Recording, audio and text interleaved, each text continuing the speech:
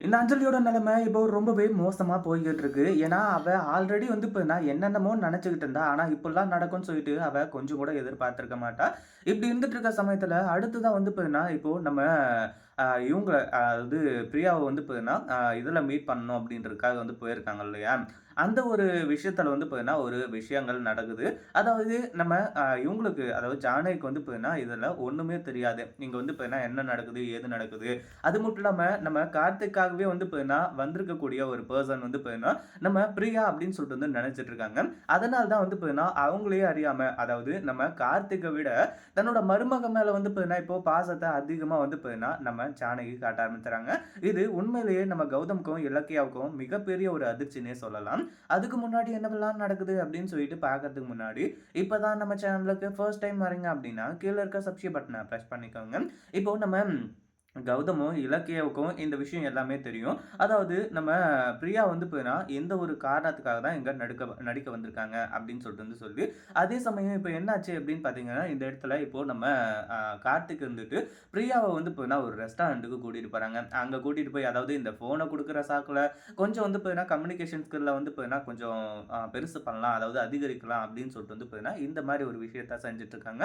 அதே சமயத்துல இப்ப என்னாச்சு அப்படின்னு பார்த்தீங்கன்னா நம்ம பிரியாவ அங்க அதாவது ரெஸ்டாரண்ட்டுக்கு வந்த கையோட, கடைசில வந்து பார்த்தீங்கன்னா, "வீட்டுக்கு போலாம் வர்றியா?" அப்படின்ற மாரி வந்து சொல்லி, வீட்டுக்கே வந்து பார்த்தீங்கன்னா கூட்டிட்டு போயிடுறாங்க.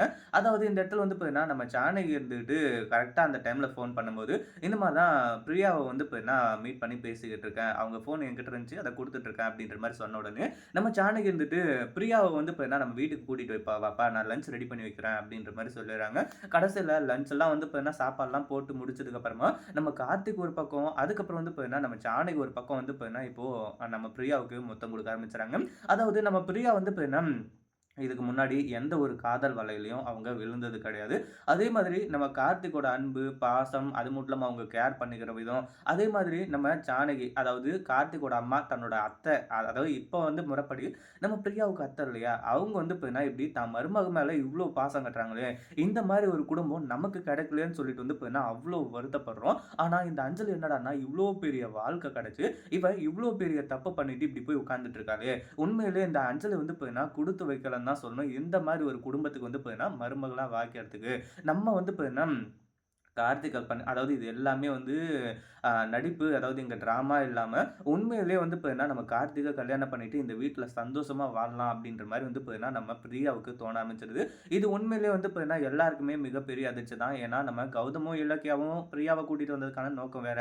ஆனா, இங்க வந்து கொஞ்சம் கொஞ்சமா வந்து பார்த்தீங்கன்னா, நம்ம கார்த்திக் கிட்ட தன்னோட மனச வந்து பார்த்தீங்கன்னா, பறி குடுக்குறாங்க அப்படின்றது தான் உண்மையிலேயே ஒரு முக்கியமான விஷயம்னே சொல்லலாம். அதுவும் நம்ம ஜானகியோட அன்புக்கு வந்து பார்த்தீங்கன்னா, அளவே இல்ல. அளவில்லாத அன்ப வந்து பார்த்தீங்கன்னா, வாரி வாரி குடுத்துட்டு இருக்காங்க. அதாவது இந்த மாரி குடுத்து குடுத்து தான் அடிக்கடி வந்து பார்த்தீங்கன்னா, அடிபட்டு உட்கார்ந்துட்டு இருக்காங்க.